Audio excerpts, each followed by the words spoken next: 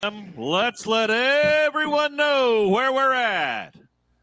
All right, Jacksonville, who's ready for a great football season? Let me hear you.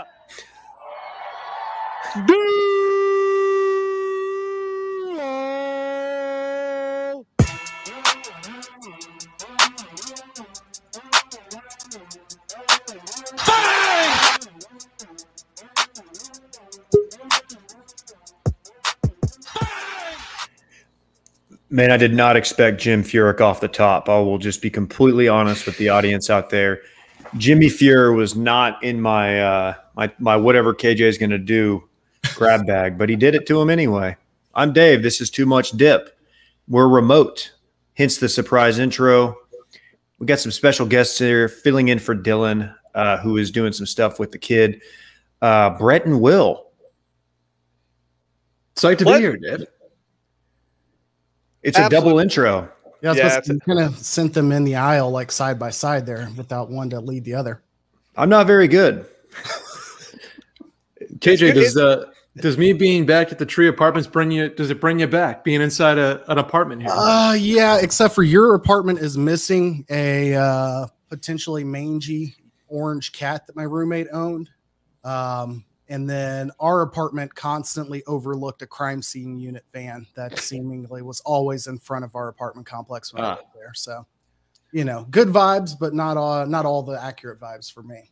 Will, you know, it brings me joy to see you with us every time we're here. It's good to be here. I had big ambitions of doing a EPL preview on last week's episode, but circumstances did not allow me to do that. And so to come in today, and I'm actually glad I waited after how this weekend went. So I'm excited to be here. Unfortunately, I don't have too much else on other sports right now. But once that soccer seg hits in, I'm all in.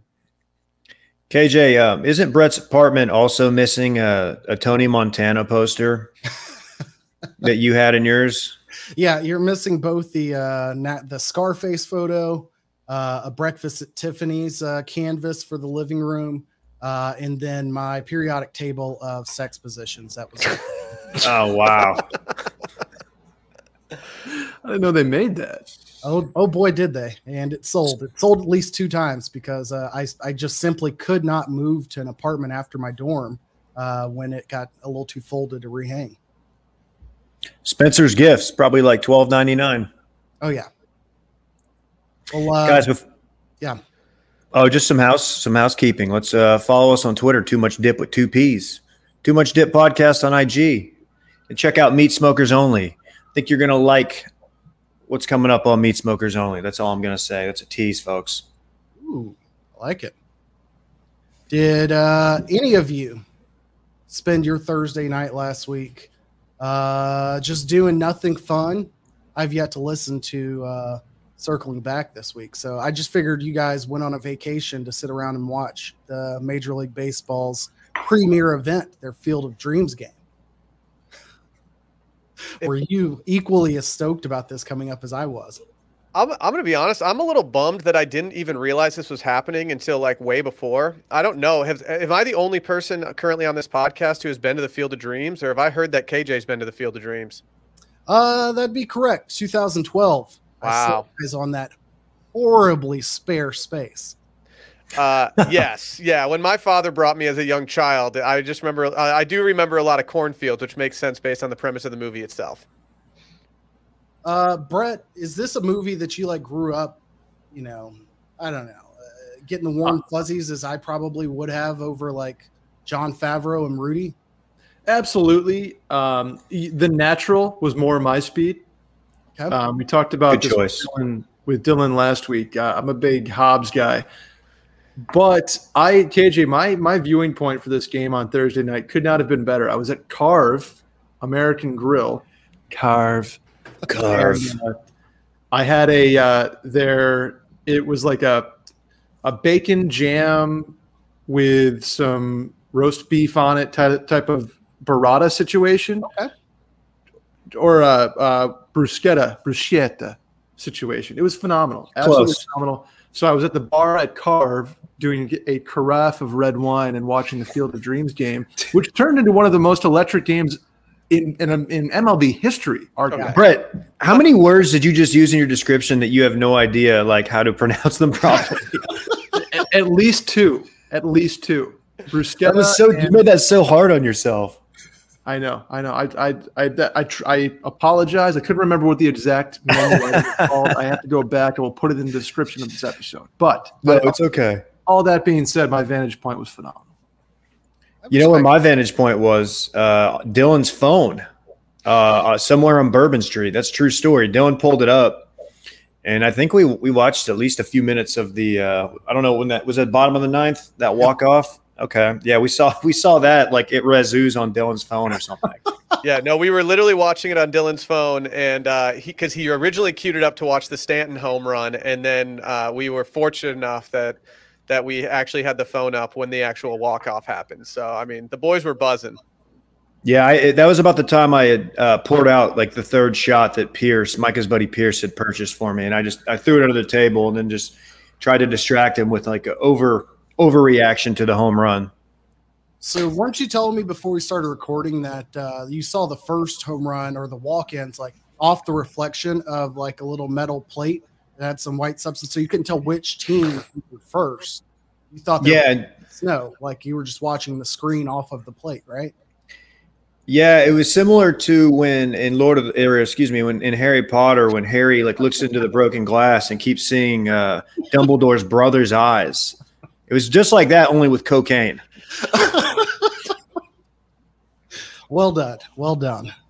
Brett, just to be clear, so you think you're more of the natural guy instead of Field of Dreams? Yeah, I will die on that hill. Yes. Is it so you're talking about the movie and not the big naturals? No, correct. No, I am the natural, the movie with Robert Redford. Okay. Yeah, that one's good too. Okay. That's pretty good. Thank you. I respect it. It made me think Josh Hamilton was gonna, stop beating up his family and go hit a couple home runs. My notes on this game.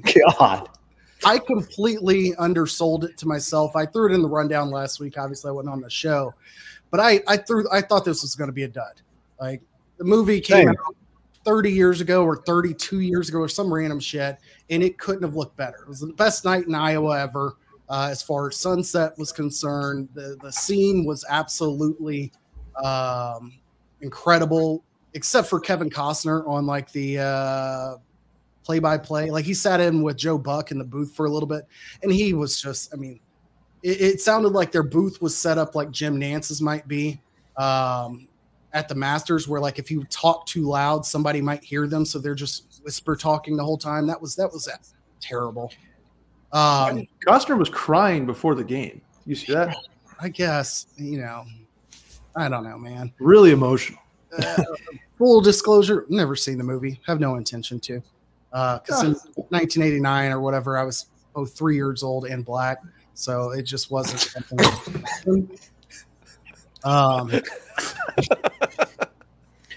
And I get it mixed up with Shawshank Redemption sometimes. So you get Field of Dreams mixed up with Shawshank Redemption? Yeah, I get it. My brain kind of mixes them up. What I will say is I did go back and look at a little bit of the stats on the game. Most expensive tickets for regular season game of all time for regular season, fourth of all time for all games, and only 8,000 in attendance. Average ticket price, any guesses? If you don't already know. I'm gonna guess average ticket price? Yeah, I was going to say $675. Yeah, that realm. 1,500 is what they were going for per ticket. Oh. It was also the highest rated game, correct? Yes, highest rated since 05, regular season, that is. So, you got to imagine they're going to run that back. Much like I think it was you, Brett, who made the comment about they're not playing on Lake Tahoe. They were definitely not playing on the actual Field of Dreams. I fully thought they were too. So you'd be surprised to know that Dylan thought both the hockey game was being played on Lake Tahoe and this game was being played on the real Field of Dreams, both of which are incorrect. I can't fault them on either one. I would have assumed the same. What was it in the movie that if you build it? Corn makes whiskey. Whiskey makes sure you know. Oh, If you build it, live, laugh, come.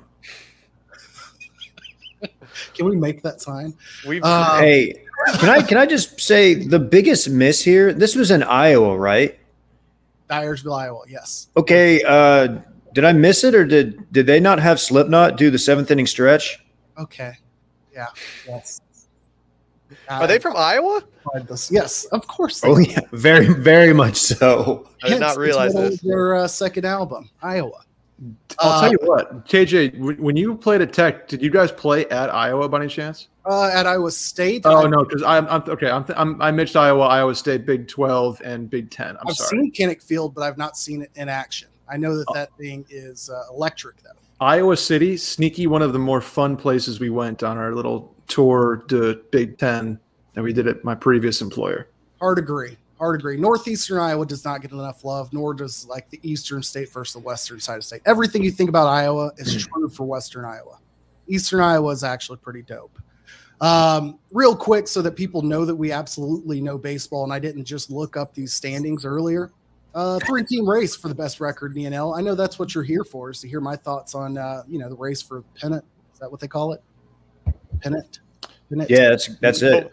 You kind of got there. Yeah, I still don't fully understand what the point of that is, but They named it after Andy Pennant. there you go. I just don't know if that's right. Yankees. I don't.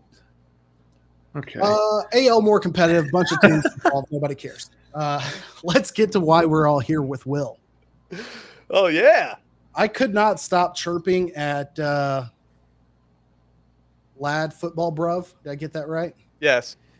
Oi. Weekend long, because every time I turned on the TV, Premier League promo here and there, I was following NBC Premier League, and I just couldn't help but think, is Will like pulling the ultimate trip cuck job and like just watching soccer at 7 a.m. and not staying out late?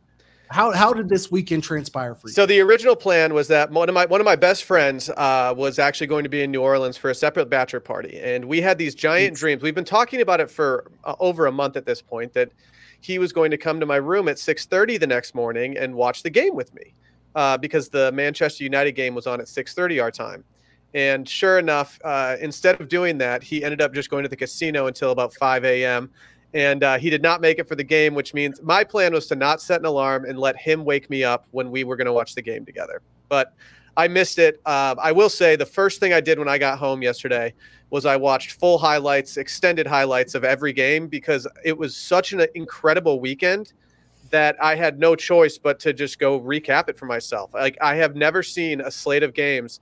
I don't think I've ever seen in my like tenure of watching to never have a tie in the first week of the season, or like ever. It's just, it doesn't happen like that. We had no ties this weekend.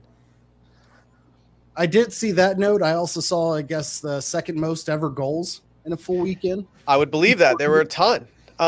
Dave, are you aware? We're here to talk EPL. Are you aware that La Liga was on ABC yesterday? Yeah, please no spoilers. I've got it all recorded. Awesome, that's perfect. But you know what? I could turn my headphone off if you want to just give the folks a rundown. No, it's okay. I didn't watch very much of the La Liga, unfortunately. I only had so much allotted time from my wife to watch soccer that I had to stick to the English game. So, well, real quick before we do Premier League talk, and it may be Premier League talk, it's where my question is. Obviously, Messi signed with PSG, correct? Yes. What league is PSG? League One, which some people refer to as a farmers league because it's not the most competitive league. But I will say PSG did not win the league last year, even though they 1,000% should have. How PSG can afford Messi, but Barcelona can't. I think Barcelona's about $1.3 billion in debt right now, so that might be why. They have all of their captains candidates right now are currently taking pay cuts that are being completed as we speak. One was completed yesterday from one of their defenders, and he's taking a significant pay cut so they can get these other guys on. But Barcelona's in a real bad place right now. You know, Will, I did see that, and to celebrate, I actually wore my Columbia PSG fishing shirt. That's very big of you. That's very big of you. How How is PFG not sponsored PSG at this point? If they were all wearing fishing shirts on the field, it'd be great. You got to think that they're ahead of the Michael Jordan brand for next season. Dude, it's breathable. It's good outdoor. It's got the UV blocker. It's great. I'm just a huge fan of their orange chicken. I think they do a great job with it. Okay. PFC? Okay. I was Boy, you're going I wasn't sure what we were doing there, but this is my fault. What I do know is that we are doing a lot during this episode so far. I'm sorry if you tuned in to learn anything. I apologize. Do you guys want my little primer for the season? Oh yeah, Primus Daddy. All right. I thought it was primer. Okay, that's good, Brett. That's actually very good. Do we have any guesses on who the number one or who the odds-on favorite is to win the league this year is? It's got to be Man City. You are correct. And they lost 1-0 in their first game to Tottenham Hotspur. No one had that happening because Tottenham is in absolute shambles right now. Their best player and possibly one of the best strikers in the league, if not the best striker, England's captain, Harry Kane, has not been showing up for practice because he apparently wants a move to Manchester City. Unfortunately, he is valued at about 150 million pounds. And so this is not a move that will be easily done. The transfer window ends in 2 weeks, so that means that they've got 2 weeks. There are some people out there wondering if Man City tanked this game so that they could get their Saudi princes to fund the 150 million pound thing, but we're not sure if that's going to happen or not. But so they he lost wants to move to the team that they just beat. Yes. Essentially, I will say this: he has not been a diva about it. I mean, showing up to training is a really bad look, but overall, I don't think he's unjust in wanting to go to Manchester City. Tottenham's not showing exactly the most amount of. It's just not looking like they're going to win anytime soon. And Harry Kane's at a point in his career where he wants to win, but I think there's a decent chance that he doesn't go to Manchester City. They also just paid $100 million for Jack Grealish, who is another forward for England, who's very sought after. And he signed like a 6-year contract. So they've got a million attacking options. I don't think he's the reason that Man City would win or not win the league, but it's out there, and that's the big story right now going on. It's essentially the next biggest story to the whole Messi fiasco. So let me just my bad. I was going to say I was aware of Jackie G going to Man City, but I guess I didn't factor that in for the Kane pursuit. Yeah. Oh. They've got money to spend. It's a little frustrating from the outsider's perspective, but here we are. So the La Liga, right? The Spanish league they now have games broadcast on ABC, which is network television. Mm-hmm. And if I'm getting this correct, the two biggest stars on planet Earth have left their two top clubs in the last 2 years, right? This is correct. Yeah. Okay. La Liga. The part of the reason they were so into the Super League was because I don't think they're not doing as well. Like they need help, and it's not a great spot. And it's not bad that we have all the other games. We have the English games on NBCSN, but if there's probably a better time to have the rights to the La Liga. Got it. I just wanted to clear that up with the worldwide leader, who I would assume has a say in those things. Yes. Mm-hmm. Well, you mentioned briefly. So wait, Man City, they're funded quite significantly from the Saudi royal family. They have a lot of oil money that they can spend. Okay, I honestly did not know that. I was very curious. I was that's about all I got. Midland, Yeah, can we get some of your friends that are in oil and gas to maybe start investing in some soccer teams? I was going to get oil mons. Well, I thought Fulton already had a club, right? You thought what? Relegated. What was that? That was a Fulham and Fulton oil and gas joke. Oh, I missed it. Speaking of teams relegated, promoted, what can you tell me about Brentwood or Brentford? Gosh, Brentford all weekend. Brentford came out of nowhere. They have bees on their jersey. I know that much. Yes.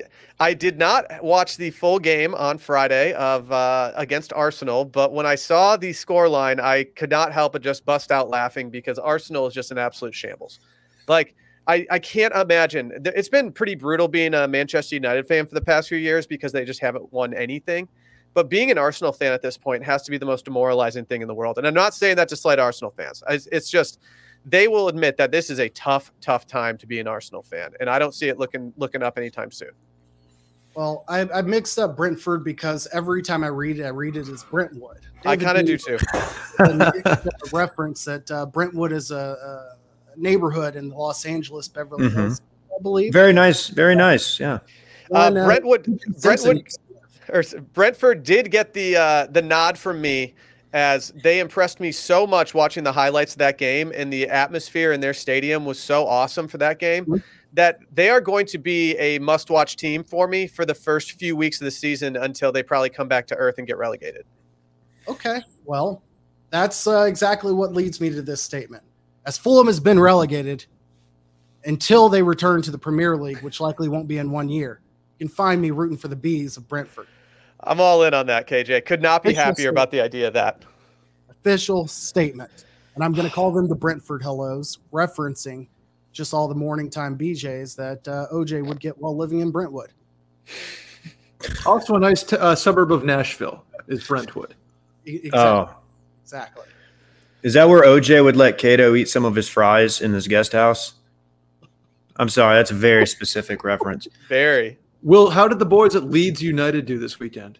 They got absolutely smoked. They chose the wrong day to walk into the Theater of Dreams this past Saturday.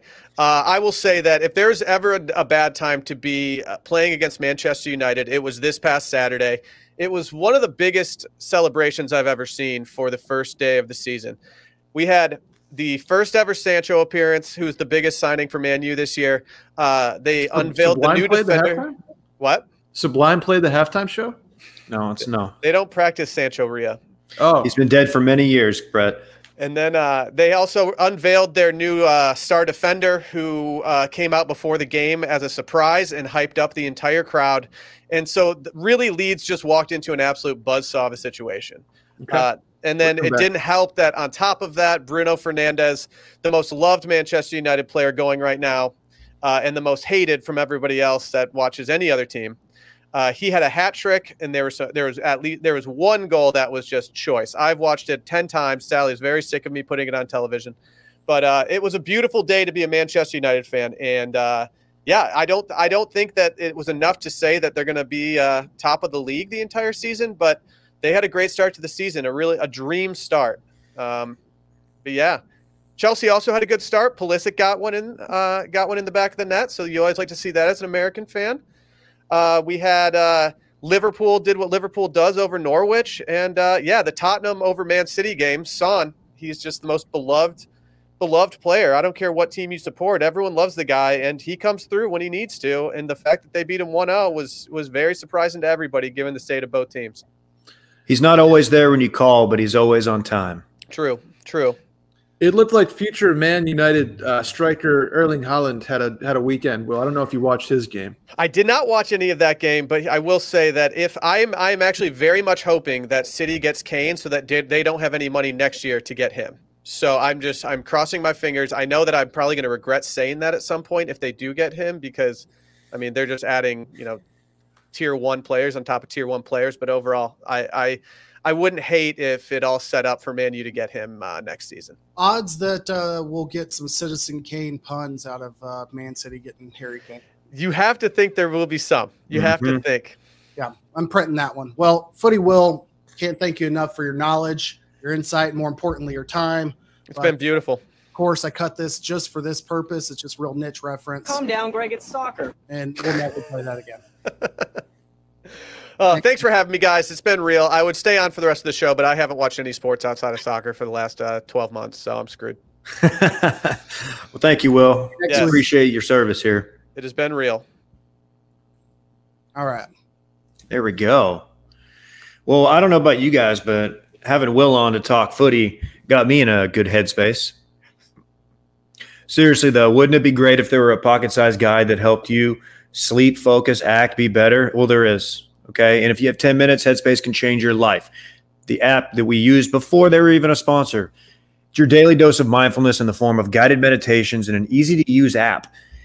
It's one of the only meditation apps advancing the field of mindfulness and meditation through clinically validated research. So whatever the situation, Headspace really can help you feel better. If you're overwhelmed, they have a 3-minute SOS meditation just for you. That's my favorite.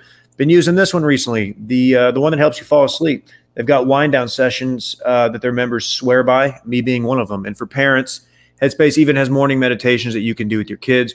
Their approach to mindfulness can reduce stress, improve sleep, boost focus, and increase your overall sense of well-being. Everybody here uses it. I mean, what more can you say, guys? You said it all, David. Headspace helps me get in the headspace that I want to be in every single day. Could not co-sign more. It's backed by 25 published studies on its benefits, 600,000 5-star reviews, and over 60 million downloads. They make it easy for you to build life-changing meditation practice with mindfulness that works for you on your schedule, anytime, anywhere. You deserve to feel happier, and Headspace is meditation made simple. Go to headspace.com/bang. That's headspace.com/bang for a free 1-month trial with access to their full library of meditations for every situation. It's the best deal offered right now, so go to headspace.com/bang. Speaking of banging, you guys been watching any Hard Knocks? Okay. I respect that transition. Thank you. Fortunately, yes. As every day between June, July begins kind of that slow roll towards football season, nothing really triggers me to say, okay, it's almost here, like the theme music from Hard Knocks. So I was over the moon ready and in front of the TV on Tuesday night last week. Realizing our cadence does not sync up well with a weekly review. We'll see how this goes, but I saw every single second. Yeah, it's I usually will watch it based on like the team. So I definitely watched, Baker and the Browns. And I'm obviously going to be in on it for the Cowboys. I don't know how much of it we'll get into. I know Dylan's watching it too, but through one episode, I'm ready to make some knee-jerk reactions. I'm ready to predict just a great 8-8. I guess it would be 8-9 year for Du Bois. Should be good because there's a lot going on. I was in New Orleans, so I didn't even get to watch the second preseason game. But I heard DiNucci was really good. I guess I'll defer to Brett before any more DiNucci talk. What's interesting about the Cowboys this year is that they have a quarterback coming off a horrific ankle injury, potentially with a new injury to his throwing shoulder, and their backup situation is you could probably run down to Westlake High School and figure something out better than DiNucci right now. That being said, G squared, my guy, I like what he's doing. He doesn't look great. Nobody looks great. But I'll tell you what, he's efficient. I think actually all the Texas quarterbacks this weekend, former Texas quarterbacks, look pretty good. Between McCoy, Ellinger, and Garrett Gilbert, nobody looked terrible.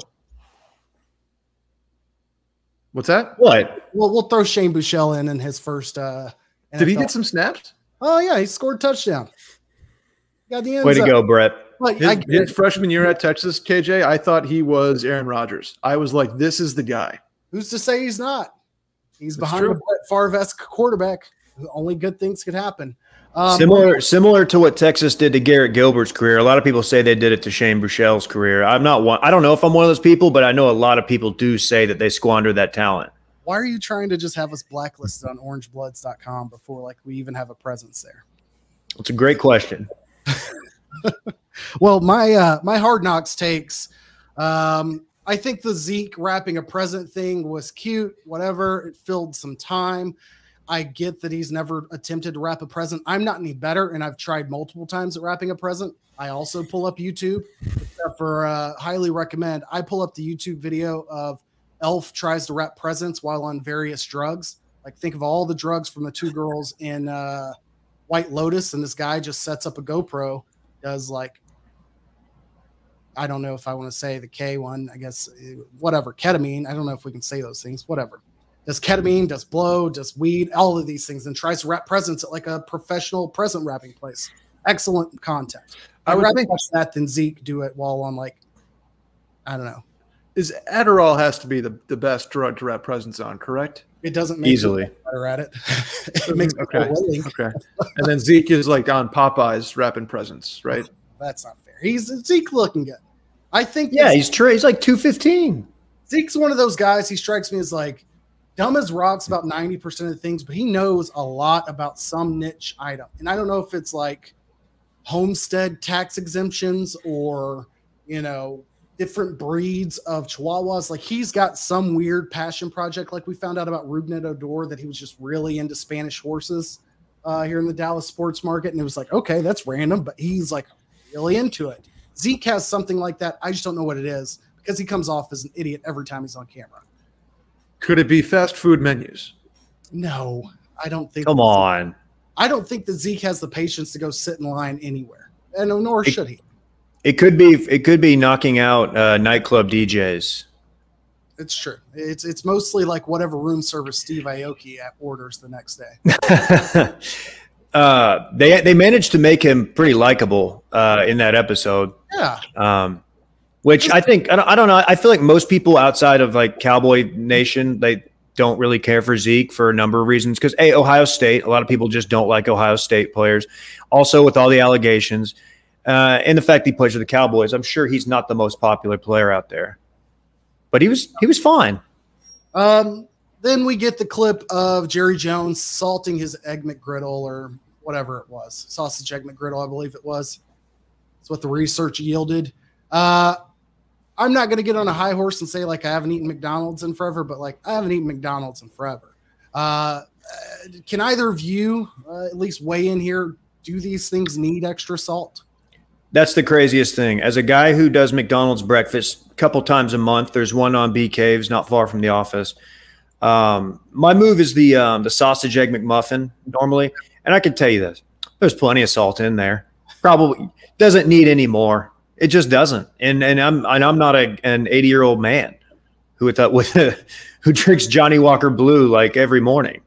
So I'm worried about him. Yeah, the one thing I don't really want with my sodium is more salt. So I will save my salt content for the McDonald's fries, the undisputed champion of the French fry world. Sure. That's what I'm supposed to do. The whole you say not a salt. Isn't that the right? I had to go check it. And I don't even know if I got that right. That was Reagan's 80s thing, right? Is it? Look at me, Reaganomics expert over here. But moving to my next point here on Hard Knocks. Head coaches need to stop the like, hey, pull this clip from this movie for inspirational speeches. In fact, my clapping kind of cucked my point here because I had a coach who pulled the what's the Denzel Washington saving Elle Fanning movie? Man on Fire. Man on Fire. Where he's teaching her to swim and like hear the fire of the gun and like jump off the block right at the same time. And he claps like in her ear over and over and over really, really loudly to like motivate this little girl to jump in the water. I had to watch that clip like 5 times. Ladies and gentlemen, I can't swim any better. And we probably lost whatever game we watched that video before. So I don't need mojo moments from Austin Powers being like cucked into my like camp season. No, I get it. Coaches know the content game now. They know how to clip and they know how to pull and they know they have a guy back there in the video that can, instead of just quoting stuff and doing speeches, these guys know content a little bit. So I think that's getting they're oversaturating that in the meeting rooms. What if they got some more modern content and not say content from I don't know, like a mid to late 90s movie, like Battleship with Rihanna. Sure, or just go to the talk, go to TikTok, maybe post some Bama Girls Rush videos. Or here's an idea: where are the Cowboys based at? Dallas, Frisco. Isn't there a large content factory, warehouse, farm in Frisco, Texas? We're talking DP. I'm sure that the DP boys would just be there, just backflipping, kicking field goals, and shooting the breeze with Danucci. Hey, don't rule it out. It still could happen. Dude, the main guy lives next door to Dak. I've got a feeling that might happen. There's my prediction for the rest of Hard Knocks. We're going to get a dude perfect appearance. Can I give a legitimate Cowboys question here? Is Leighton Vander Esch or Jalen Smith who day one? Who is playing linebacker for this team? Micah Parsons. At all 3 spots. I think it's going to be Micah, Jalen, and Van Der Esch out there in some form or another. I don't think Jalen and or Van Der Esch will be around long term. I don't think Van Der Esch will be – one of them's going to get traded. Like, it's just going to happen. Yeah, Jalen hasn't looked good. And I didn't watch the other night, but all the recaps I've heard, he was lost on a number of plays, which could it? It's bad. Perhaps be the degenerative nerve condition in his knee. Yeah, I feel like his problem is he's just a step slow, and so if he gets out of position where he's not twitchy enough in whatever knee that is to get back in and correct. So he just gets torched. And it's sad because he's a good dude, but yeah, Michael Parsons apparently looks awesome. I didn't even think he's played that much, but he's kind of the talk of camp, I think. So, I think the biggest issue with Jalen Smith is, as I'm seeing here, it's the weight of a $68 million 6-year contract that he signed last year. Although they do technically have an out after this year. I was going to say that's a super tradable contract. Yeah, not until 2022, basically. They'll save about $26 million and $8 million or $7 million in dead cap. But enough about the Cowboys. Rest of the league, quick hits here. Justin Fields. I don't know how much of the highlights you saw from that game. It's a little hard to extrapolate preseason stuff, especially after a player plays that team at practice every day all week. But he looked good. He moved confidently. He's not behind a very strong offensive line, and he still produced pretty well. So very impressive. Not only him, KJ, every rookie quarterback, and this maybe just be like the ESPN brain in me, every rookie quarterback played not poorly. And Trevor Lawrence was probably the least effective of any rookie this weekend, and he still looked good. So no offense to your Jags, because they have number 85 there throwing block after block, but all the rookie quarterbacks impressed me, and I can't wait for next week.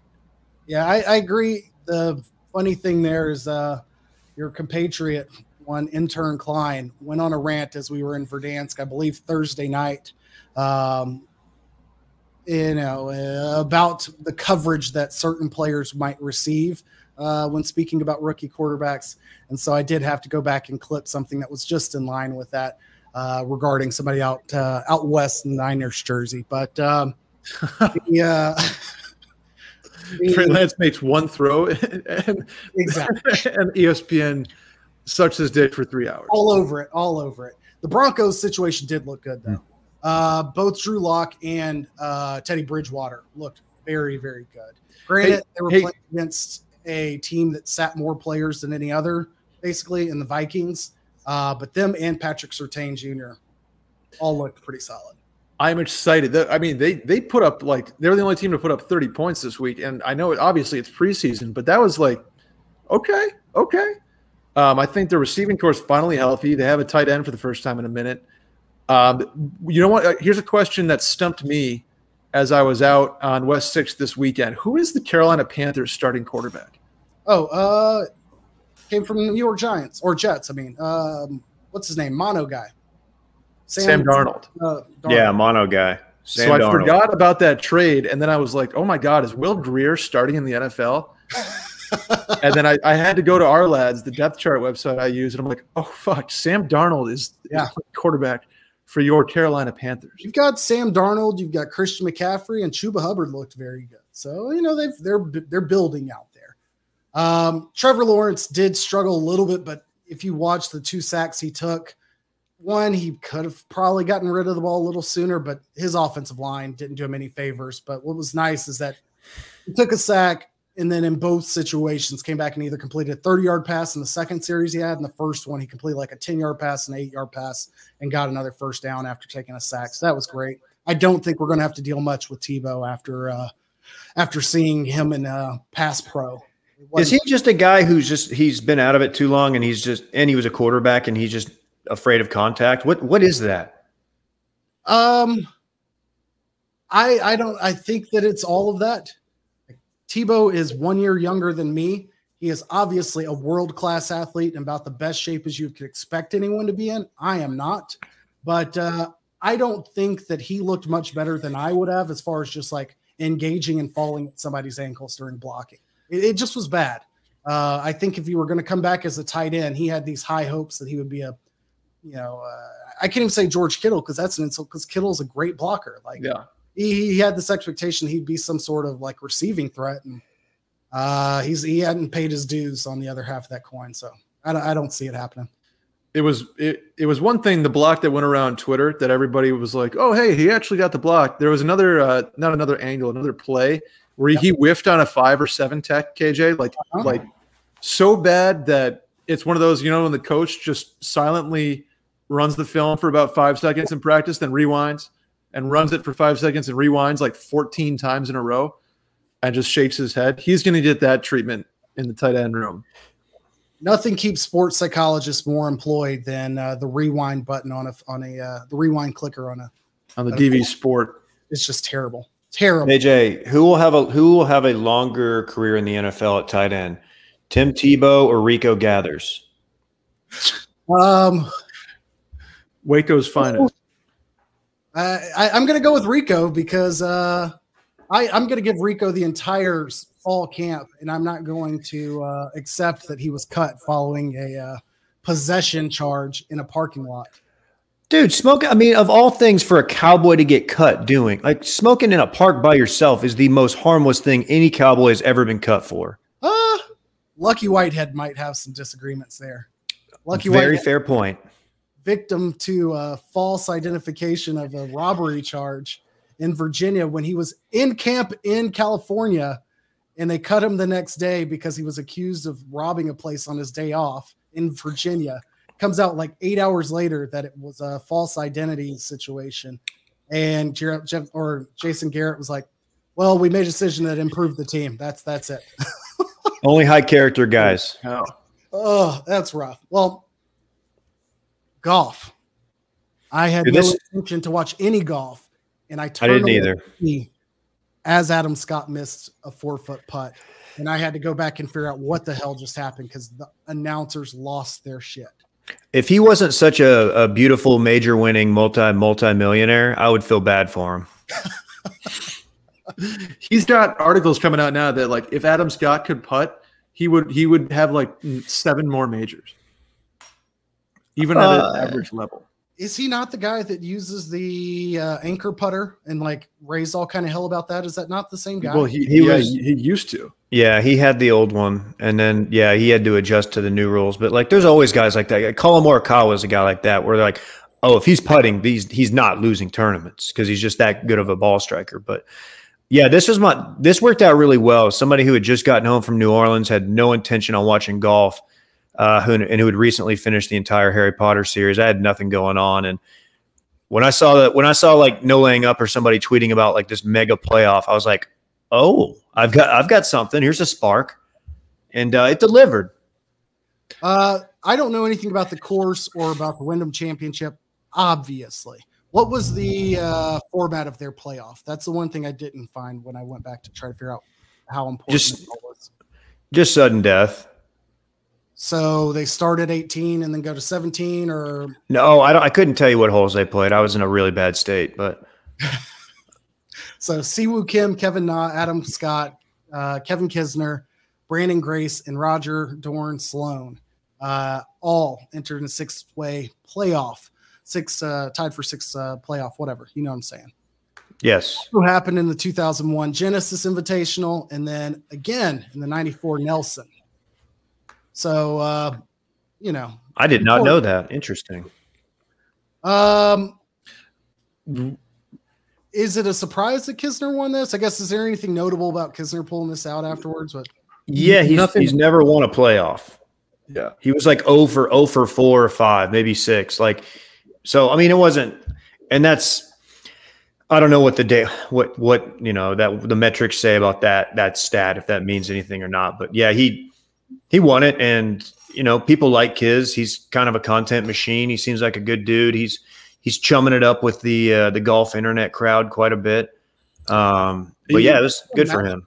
Yeah, he once called me a fucking asshole, blackout drunk at a Rough and Rowdy tournament because I wouldn't put the song he wanted on the boxing playlist.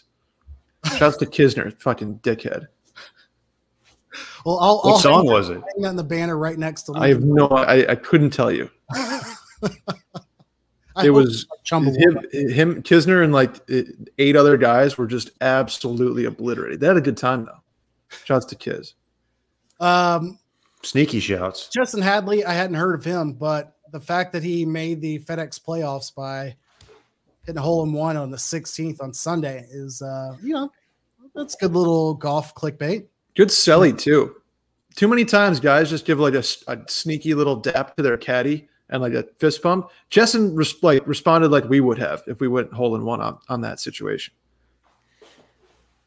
Then you love to see it. I'm going to need y'all's explanation of what exactly this means. But I did see the following will miss the playoffs, FedEx Cup playoffs. Ricky Fowler, Tommy Fleetwood, and Molinari. But also, surprisingly, Tommy Fleetwood, Jason Duffner, and Ryan Moore will be losing their PGA Tour card. Is that just, that's strange, they'll be back, or is that actually important? This is honestly the first I've seen of it. I know Tommy didn't play a ton of events because of COVID. Like he stayed over there. So I think it's more relative to his, lack of playing and whatnot on the tour over here. But Duffner, that doesn't shock me. Ryan Moore, that's a guy I think won the amateur back in like 20 years ago and was like always supposed to be the next guy. Yeah. And he dressed kind of hipstery. I don't know if you remember that. Like he would always wear like these vests. He was very preppy, but he wore like these shoes that looked like Vans. It's kind of seemed cool, but yeah, that's interesting. I don't know if we'll see either of those guys. That sucks because Duffner had like that 2-year glow up, won the PGA obviously. And was like the most memeable guy of all time during the golden era of Twitter content. Yeah, Duffner 2010 to 2015 is what if Twitter was as big then as it is now, Duffner would be a PGA legend with a podcast, and he'd be like kind of Pat Perez level of internet clout. And instead, he's going to fade into oblivion and just have a really smoking hot wife. 39 days till the Ryder Cup. I feel like that's the next thing that would get anyone's golf pants going crazy. I don't know how much people actually care about the events that go into the FedEx Cup playoffs, but Ryder Cup talk has interested me. Yeah, that'll be fun to see like who gets picked. The FedEx stuff, it's like Justin Rose missed a. So I think how it worked with that Chesson Hadley guy, Justin Rose missed a putt on 18, and it booted him out of the FedEx Cup standings, and Chesson Hadley got in on that. And like Justin Rose, that's a big name, right? He's made all the money. It doesn't matter to him. But I don't know. It's something that people will watch. They'll be like, oh, golf's on, but 90% of casual golf fans won't be like, oh, dude, this is the second leg of the FedEx Cup. Like nobody. That's just facts, man. It's confusing. Ryder Cup is going to be it's going to dominate my golf coverage for the next month, however it is. September 24th through the 27th, I want to say, and that is going to be in Wisconsin. Yeah, I tried to get tickets. We were going to do a whole thing, my dad, my uncles, and it was one of those things where you think you log in at the right time and it's sold out immediately. So it was real cool, real user-friendly. Shout out to them. Well, all I have on the Ryder Cup is the only player or the only person who's kind of played himself into automatic selection is Colin Morikawa as it stands right now. And then, of course, we've got Bryce and all that stuff. We'll get into that next month. But top 6 look about how you'd expect them to look at this. I have a prediction about the Ryder Cup that I think it's going to be a Tiger Woods appearance. Okay. I think we did T-Dub at the Ryder Cup. His return to public eye? Public eye, yes. He's been sniped a few times, but I think like TV interview type of stuff.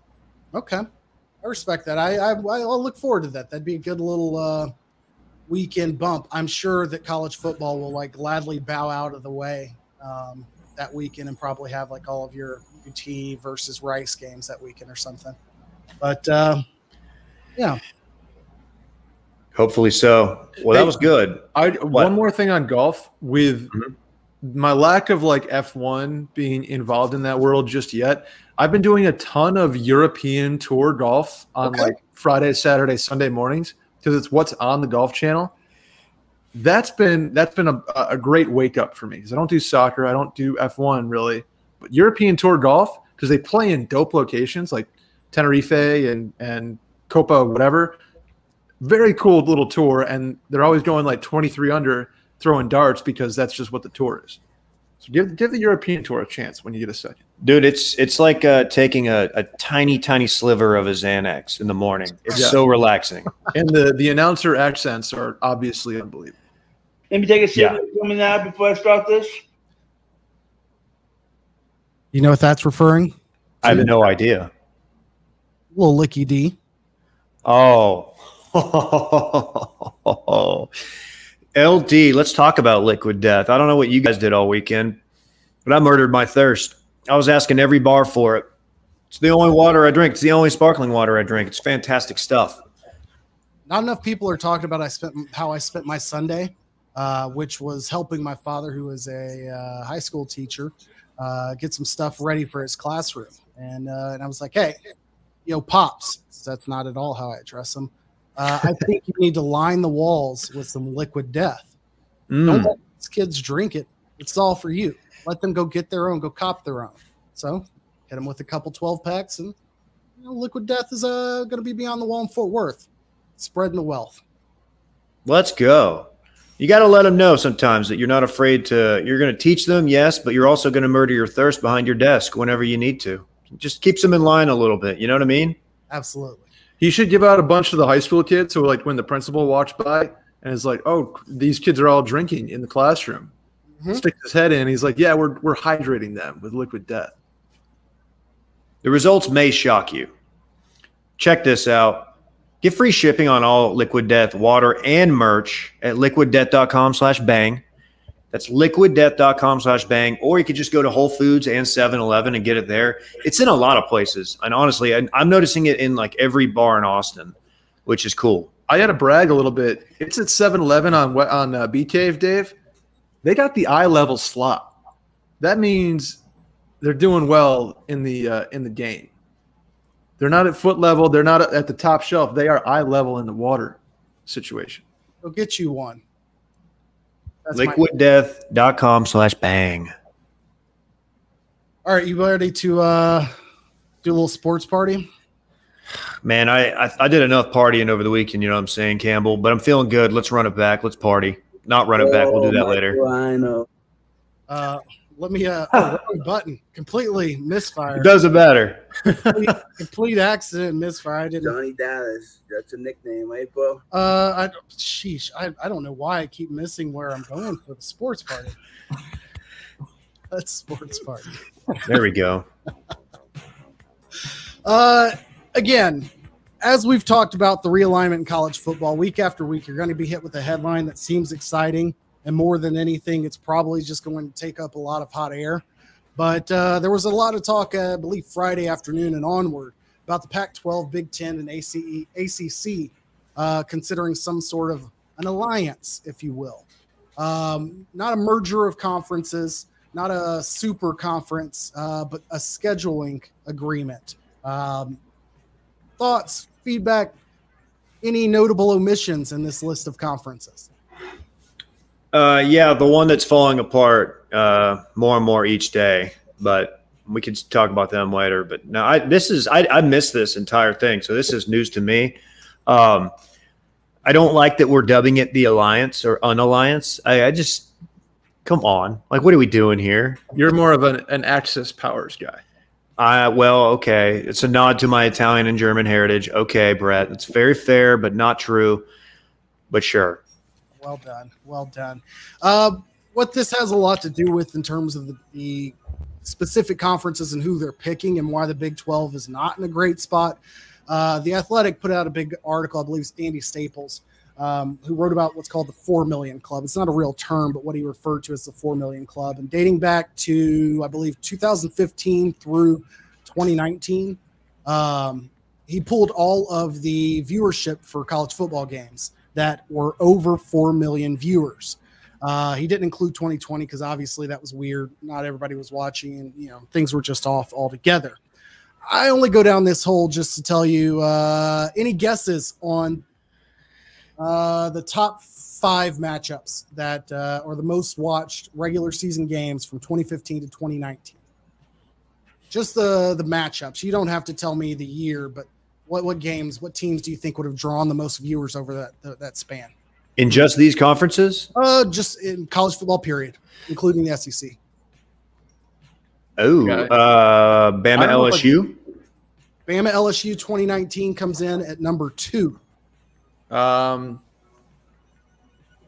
Notre Dame somebody. Notre Dame only makes the list once versus Texas, and they're down to like 14. Okay. Final guess, and I'll round out the top 5 for you. Ohio State, Michigan. Ohio State, Michigan. Not only are they on this list, they're at number 1 in 2016, 16.84 million viewers, but they're also at number 4 and at number 5. Well, I'm sorry, and at number 6. Number 1, 4, and 6. 2 LSU, Alabama, Auburn, and is number 3, and then Alabama, Florida State in 2017. When does Clemson first make the list? Clemson surprisingly doesn't make this list of the top 20, I believe I have, at all. I would say not surprising, KJ. Like they're such a powerhouse, but what is that alumni network? Like I feel like they're the newest of these powerhouse programs. I think the flaw they've also had is that the non-conference games that they've lined up have been, there was a Notre Dame game, and then Trevor Lawrence ended up being injured for that one last year when it was probably peak Notre Dame, peak Clemson. And then they had Miami and Florida State games.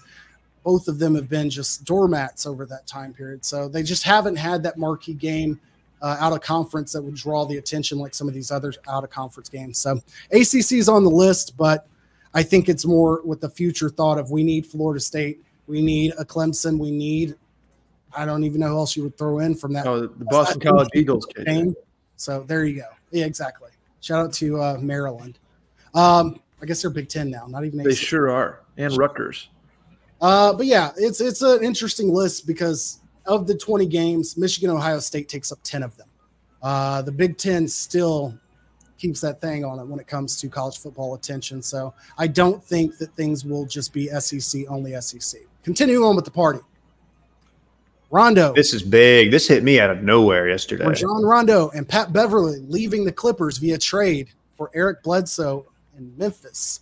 Do you think it's because Luka said Pat Bev was too fucking small? Yeah, and I think they finally realized Pat Bev is kind of trash. As a lot of people in the NBA have pointed out that as a defender, I mean, he's more of just a pest than anything else. Yeah, this is weird, man. This is kind of an identity change for them. Obviously, it's still PG and Kawhi's team, but like when you think of them, you think of like tough. I mean, Rondo, dog, Pat Bev, dog. You know, they had Trez a couple years ago. I mean, just teams that you don't want to mix it up with, and you know they're going to play hard. So this is interesting, but I think it's a pretty good move for them. A lot of it also goes back to the fact that Kawhi re-signed a major deal, as everyone knew he would, and the Clippers are just struggling cap space, similar to the Saints in the NFL. Like they've got to make a lot of moves, and they don't have a lot of ways to get there. Making this move saves them $30 million on the cap, gives them $8 million trade exemption, which means bringing Eric Bledsoe in is essentially covered under that trade exemption. But it also gives them some offense because Kawhi Leonard's going to be out most likely this entire season, and Rondo and Pat Beverly aren't doing shit for offense. How are the Clippers up against the cap and the Lakers aren't? Because the Lakers have everybody under the AARP clause. Like, how in the world is that? I don't know. Maybe I'm thinking NBA like 2014 when they would be $40 million over. But I mean, what their biggest contract is Russell Westbrook, and LeBron and AD's money is so big and stretched out that it's not it doesn't count against the cap the same way. Like theirs is over like 5 or 6 years. Like they don't have new money deals this year. Yeah, LeBron's got that Space Jam 2 salary this year. Watch that. It's not as bad as people are saying, but it ain't good. Okay. Other trades that could happen. Damian Lillard, Bradley Beal, Pascal Siakam. and your future Dallas Maverick, Lauri Markkanen. Has to happen. It's the only way. It's the prophecy was told. It has to happen. Let's get it. Let's get him here. Are you saying he's the prince that was promised, Dave? I am correct. Thank you.